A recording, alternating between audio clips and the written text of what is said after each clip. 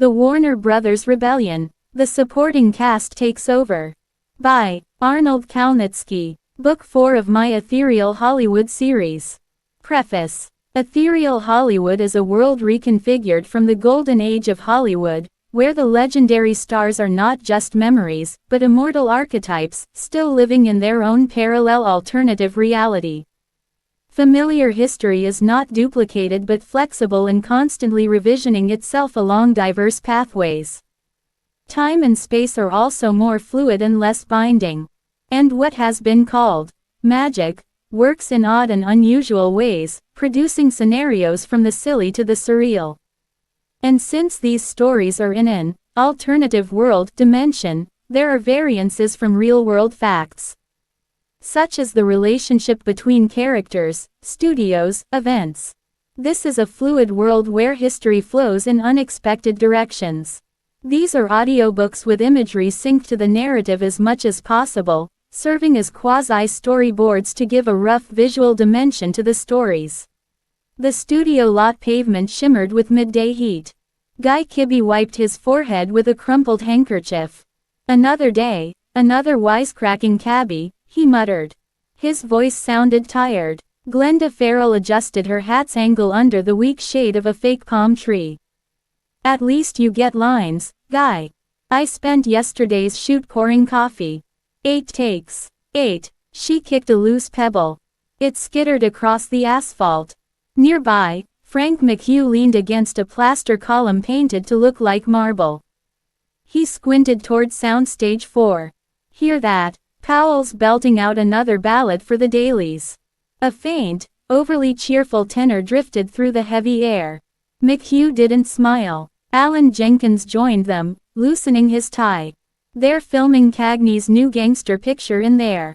Machine guns, silk suits, the whole bit. He paused, looking at the group. We just finished rehearsing the scene where I get knocked out by O'Brien's punch. Again. A dry chuckle escaped him. Pays the rent, I suppose.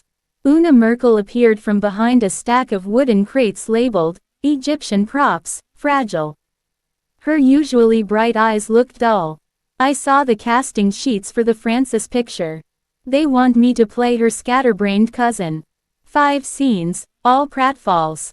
She smoothed her skirt, avoiding their gazes. They gave my last dramatic audition reel to the janitor by mistake. Said it looked like trash.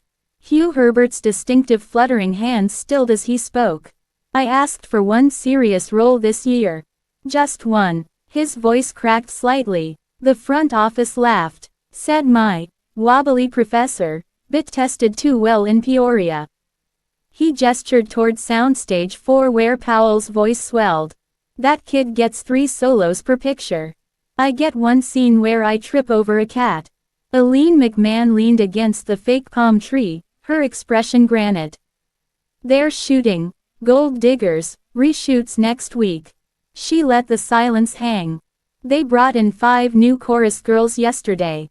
All under 20. She watched a studio executive's convertible speed past, kicking up dust. We built this town with these faces. These wrinkles. Her knuckles widened around her script. And now we're scenery. Frank McHugh pushed off the column, his eyes narrowing at Soundstage 4. The tenor voice swelled, then abruptly cut off, a botched note. A collective flinch went through the group. Hear that? McHugh's voice was dangerously low. He gets another take. Another chance. He turned, jabbing a finger toward the distant commissary. Remember, Footlight Parade. My drunk scene got cut because some producer's nephew needed screen time. They called it pacing. Una Merkel stepped forward, her voice tight. I saw the dailies for the Francis picture yesterday. She swallowed hard. They kept the take where I fell into the wedding cake. Laughed till they cried in the booth. Her knuckles brushed against the rough wood of the prop crate. The take where I actually acted. The one where I cried real tears. Gone. They said it didn't fit the tone. Alan Jenkins crushed his cigarette under his heel, the ember dying instantly. They're rehearsing the big tap number for Powell right now. He nodded toward the soundstage doors swinging open. Assistants scurried out with water bottles and towels. 12 dancers. A full orchestra. His smile was a razor cut. Meanwhile, I'm scheduled to play a dead gangster in Cagney's shadow tomorrow. Face down in a gutter. He met Glenda's eyes. No lines. Just posture. The word hung in the heat, bitter and sharp. Zasu Pitts materialized beside Una, wringing her hands with her signature flutter. "Oh dear," she whispered, her voice a frayed thread. "I overheard Mr. Warner himself this morning." She leaned in conspiratorially. "He said my nervous spinster bit in the Betty Davis picture was adequate for laughs." Her shoulders slumped. Adequate. She blinked rapidly, staring at the dusty ground. 30 years. 30 years, and I'm adequate. A single tear traced a path through her powder before she furiously wiped it away. Guy Kibbee's chuckle was a dry rattle. "Adequate," he echoed, shaking his head. He pulled a small, worn flask from his jacket pocket, unscrewed the cap, and took a long, deliberate swallow. The sharp scent of cheap bourbon briefly cut through the studio dust. "Remember 42nd Street?" he asked, passing the flask to Frank McHugh. "My big scene. The one where I tell Powell his girl's two-timing him." Frank took a swig, grimacing. "They cut it down to a wide shot where I'm just background," Guy finished, his voice flat. "Background in my own damn scene." The group fell silent, the weight of decades pressing down. Aline MacMahon pushed off the palm tree. Her gaze, hard as flint, swept across Soundstage 4, then lingered on the distant executive offices. "Adequate," she repeated Zasu's word, tasting its poison. Her voice dropped, low and dangerous. "They think we're furniture. Replaceable. Forgettable." She straightened her spine, a subtle shift, but it drew every eye. "Maybe," she said, the words slicing the heavy air, "it's time we stopped being so damn adequate." A spark, cold and defiant, flickered in her eyes. The others watched her, the simmering frustration finding sudden, terrifying focus. Frank McHugh caught the flask Guy offered, taking a smaller, sharper sip this time. He wiped his mouth with the back of his hand, eyes fixed on Aline. "What are you suggesting, Mac?" he asked, his usual joviality stripped bare.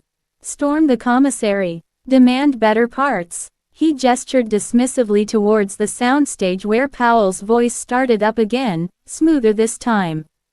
"They'll just laugh. Send us back to play drunks and dowagers." But there was no conviction in his dismissal. It was a challenge thrown down, testing the strength of Aline's resolve.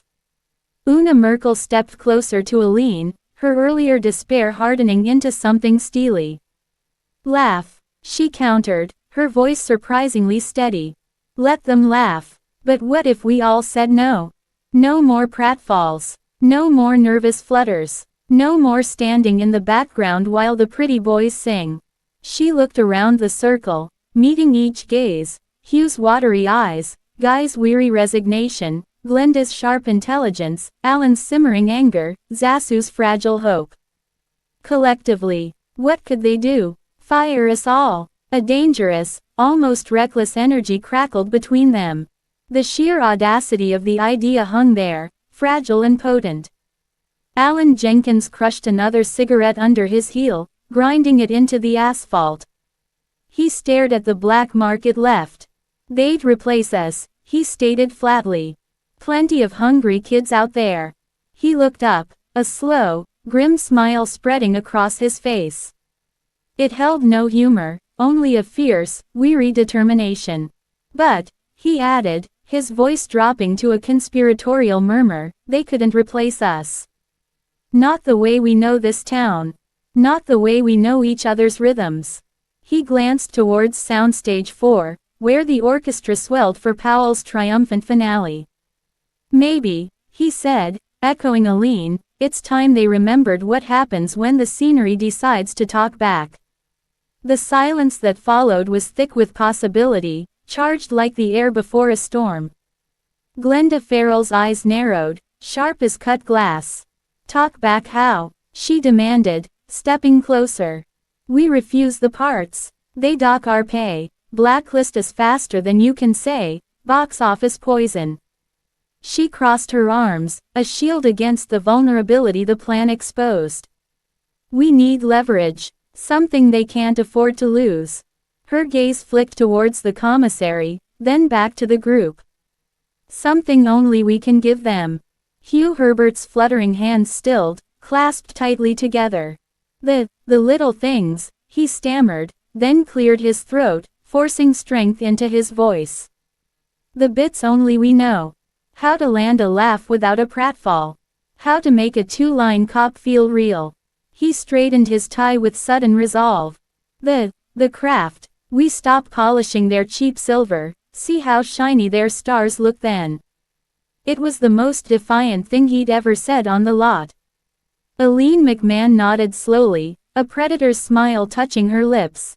Exactly, she breathed. Her eyes swept over them all, the weary faces, the simmering resentment, the decades of experience. We don't just say no. We show them what they've been wasting. She pointed a deliberate finger towards the looming executive offices. We give them one last chance. One picture. We all get a real scene. Not background. Not a joke. A moment that matters. She paused, letting the audacity sink in. And if they refuse? Her smile vanished, replaced by cold steel. Then we walk, together, and see how long their precious stars shine without us holding up the damn sky. The air crackled, not with heat, but with the terrifying electricity of rebellion. Alan Jenkins instinctively reached for his cigarette pack, his fingers brushing the familiar shape in his pocket. He felt the collective gaze shift to him, Glenda's sharp scrutiny, Guy's weary understanding, Hugh's anxious flutter. The gesture was pure reflex, a nervous tick worn smooth by years of frustration. But this time, his hand froze. He looked down at the crumpled pack, a symbol of his own quiet resignation. No more, he thought, the words echoing Aline's defiance. Not for this. Not anymore. He pulled his empty hand out, clenching it into a fist at his side. The phantom taste of smoke turned to ash in his mouth. His jaw tightened. All right, Mac, he said, his voice rough but clear. I'm in. All the way. He didn't need the crutch. Not today. Frank McHugh let out a low whistle, impressed. One picture, demanding our worth. He rubbed his chin, a spark of his old mischief returning, but darker now, edged with purpose. All right. But how do we get in? Past the secretaries, past the yes men. He glanced towards the commissary where the executives lunched. We need an audience. Face to face. His eyes landed on Zasu Pitts, who flinched slightly under the sudden attention. Zasu, Frank said, his voice softening but no less intense. You deliver the scripts to Mr. Warner's outer office every Tuesday before lunch. Right. Zasu nodded, her eyes wide. This Tuesday, Frank leaned in, you don't just drop them off. You tell his secretary, he paused, crafting the words. Tell her the character actors request an urgent meeting. Concerning the future of the studio. He let the weight of the phrase hang. Urgent. Una Merkel stepped forward, placing a surprisingly steady hand on Zasu's trembling arm. We'll be right behind you, Zasu, she said, her voice firm, belying her usual scatterbrained roles. All of us, standing together in that hallway. She looked around the group, her gaze fierce. No more shadows. They see us. All of us. Or they see nothing. The midday sun beat down, but the heat felt different now, charged, dangerous, alive with the promise of a reckoning long overdue. They stood, a united front against the shimmering facade of Soundstage 4, ready to step out of the background and into the fight. Alan Jenkins felt the familiar itch, the phantom pull of nicotine gnawing at his resolve. His fingers twitched towards his jacket pocket, seeking the crumpled pack, the familiar shield against the raw edge of fear and anger. Just one, the old habit whispered. To steady the nerves before the storm. He saw Glenda Farrell watching him, her sharp eyes missing nothing. He saw the ghost of his own resignation reflected back at him, the dead gangster, the punchline, the background fixture. With a sharp, almost violent shake of his head, he shoved his hands deep into his trouser pockets, balling them into fists. The craving was a physical ache, but the taste of defiance Aline had offered was stronger. He wouldn't cloud this moment. He wouldn't hide. His jaw clenched, a silent vow etched in the lines of his face. No more cigarettes. No more crutches. Just fight. Glenda Farrell watched Alan's struggle, the subtle battle playing out in the tightening of his shoulders and the deliberate stillness of his hands. A flicker of respect, sharp and unexpected, cut through her usual cynicism. She gave him the smallest nod, an unspoken acknowledgement passing between them. It wasn't just about the cigarettes, it was about shedding the skin of the perpetual supporting player, the one who accepted the scraps without complaint. Alan's refusal was a declaration. They were done being props. Done being scenery. Done being adequate. The air crackled with the shared tension, a silent symphony of pent-up frustration finally finding its voice.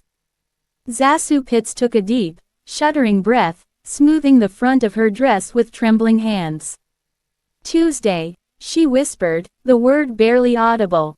Then, squaring her narrow shoulders with a determination no casting director had ever captured on film, she lifted her chin. Her voice, though still soft, carried a new, unfamiliar steel.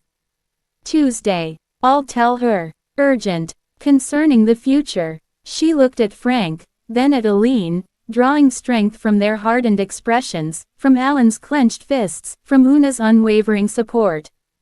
We stand together. It wasn't a question. It was a pact, sealed in the dust and heat of the Warner Brothers backlot.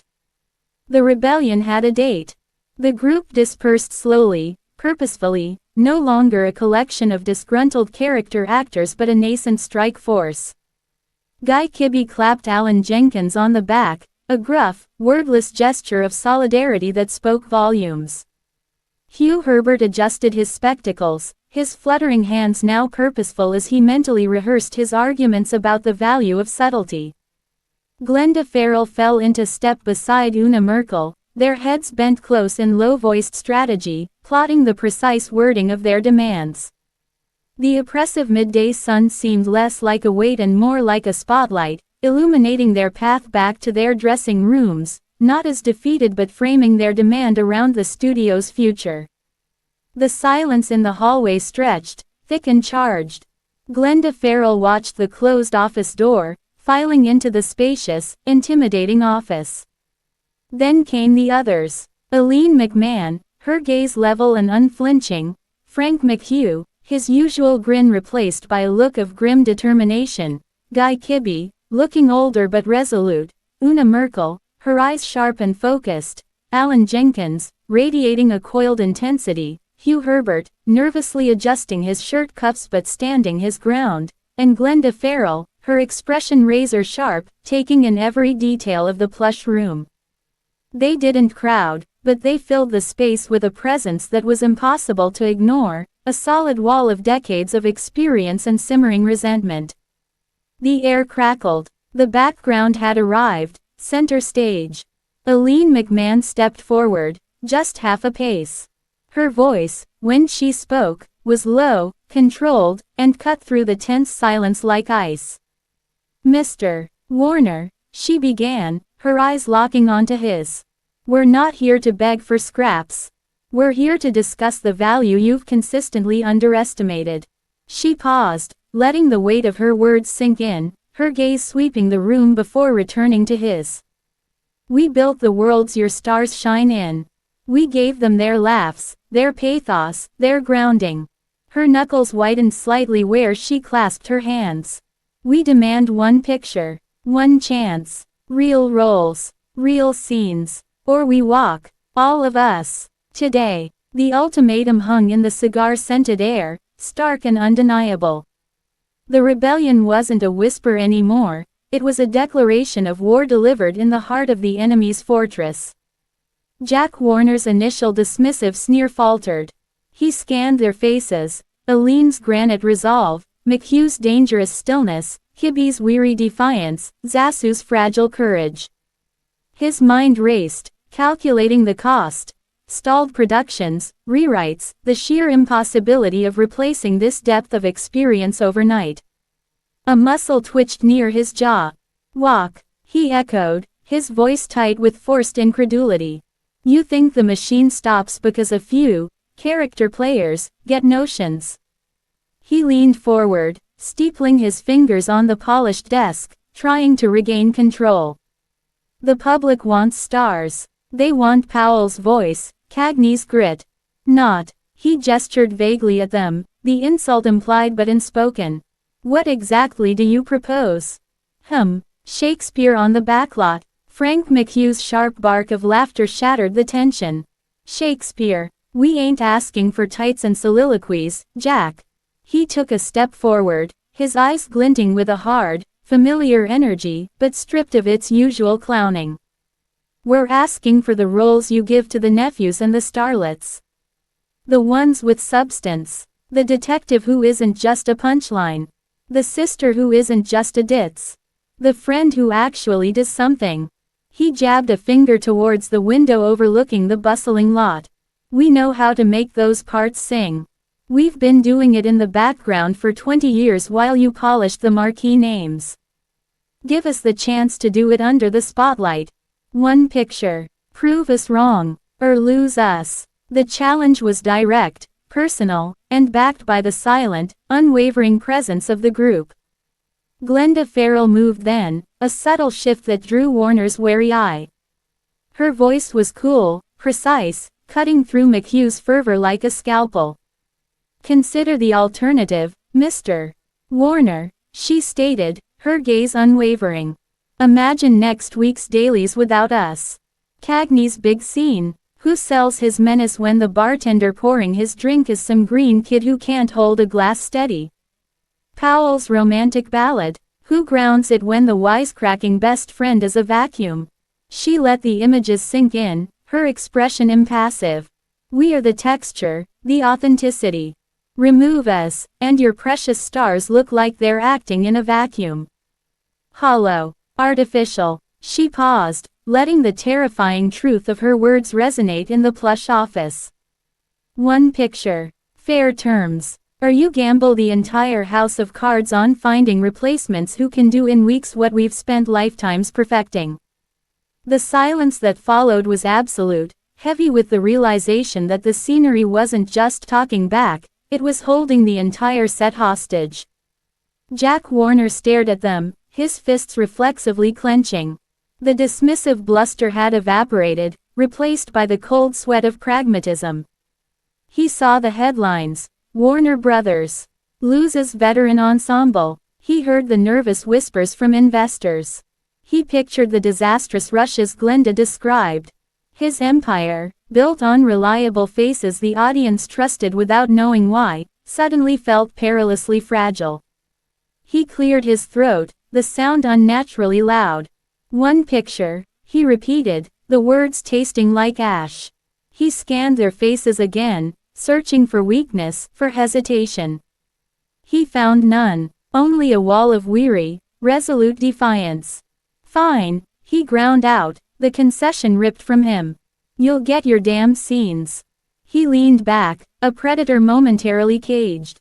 "But you deliver. Flop. And you're all back playing corpses and comic relief for scale.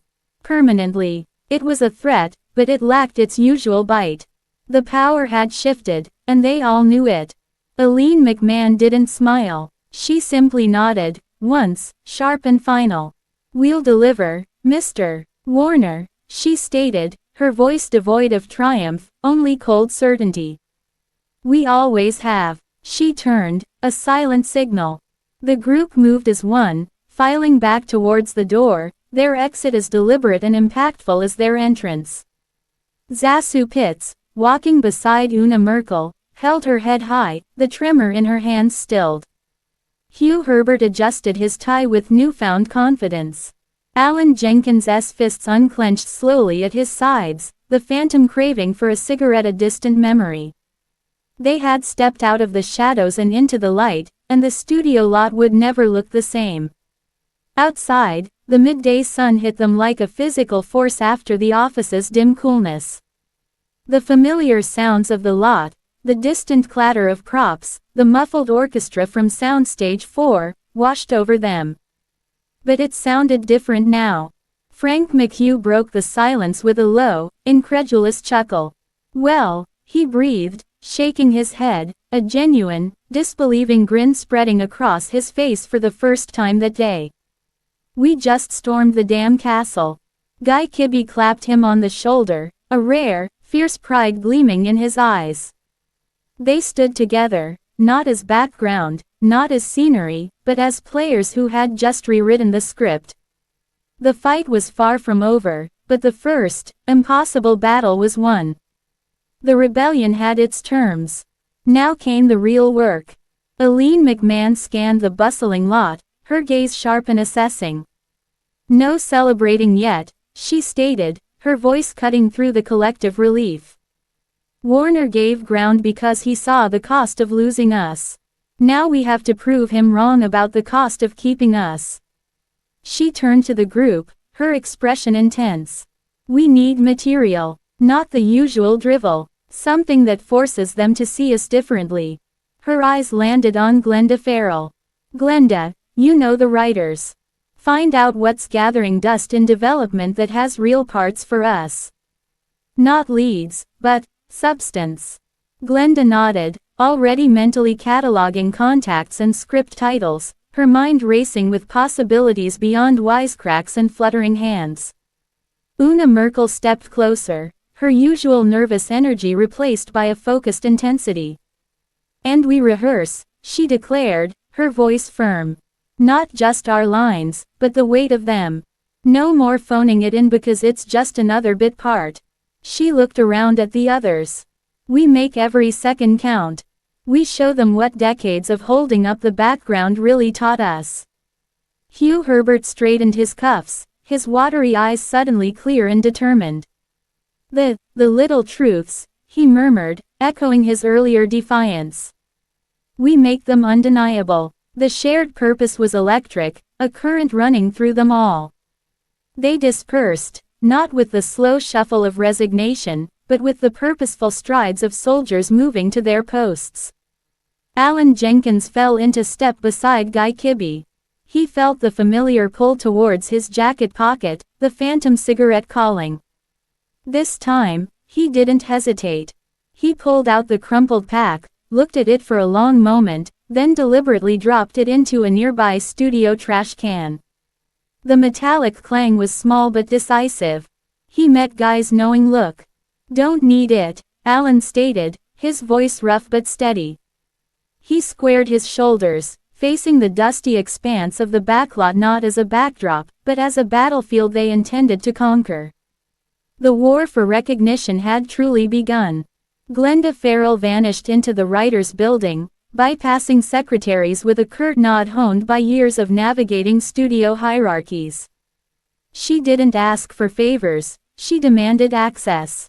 Her sharp eyes scanned neglected shelves and forgotten drawers, searching not for star vehicles, but for scripts buried for lacking conventional leads, gritty urban dramas, ensemble comedies with bite, character-driven pieces deemed too small for the A-list. She unearthed a faded carbon copy titled The Brick Street Blues, its pages smelling of dust and possibility.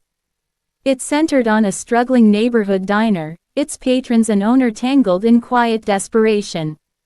It was perfect, a world built on the shoulders of its supporting players. Meanwhile, in a rarely used rehearsal space tucked behind Soundstage 7, Aline MacMahon took charge. Una Merkel and Zasu Pitts worked on a tense scene between two sisters, one hiding a secret, the other sensing the lie.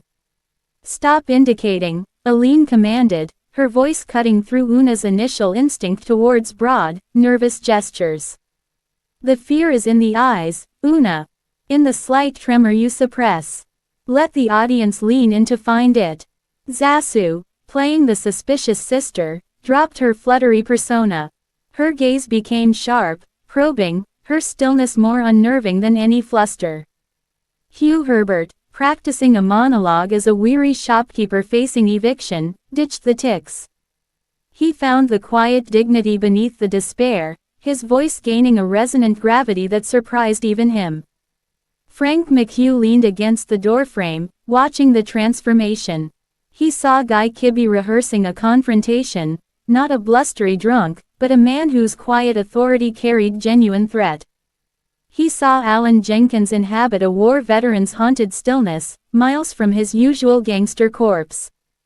A slow, fierce grin spread across Frank's face. This wasn't just acting, it was a declaration. They were mining decades of observation, heartbreak, and resilience, channeling it into moments that demanded to be seen. The air hummed not with desperation, but with the potent energy of artists finally unleashed. The adequate label was burning away, replaced by the hard-won fire of undeniable craft.